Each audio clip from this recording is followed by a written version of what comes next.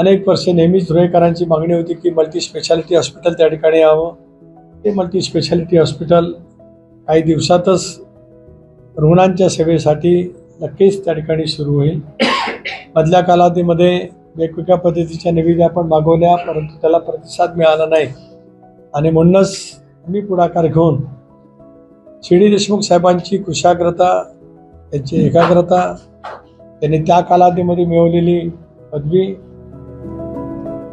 परमपूज्य पांडुरंग शास्त्री आठवून दिलेलं अगाध असं गीतेचं ज्ञान आणि त्याच्यामुळे स्पर्धा परीक्षा UPSC MPSC याचबरोबर या वेगवेगळ्या जे काय भरती होत असतात अशा पद्धतीची एक आपण अकॅडमी ही त्याच परिसरामध्ये सुरू करतो आहोत.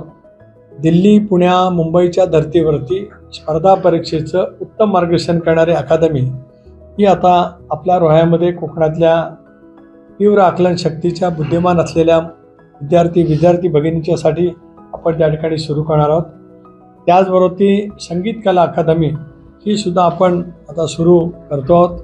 त्याच्यासाठी मुंबई विद्यापीठाच्या संगीत प्राध्यापिका डॉक्टर संगीत क्षेत्रातल्या मुदला गाडे जोशी यांच्या सहकार्यातून संगीत कला अकादमी त्या ठिकाणी सुरू करणार आहोत.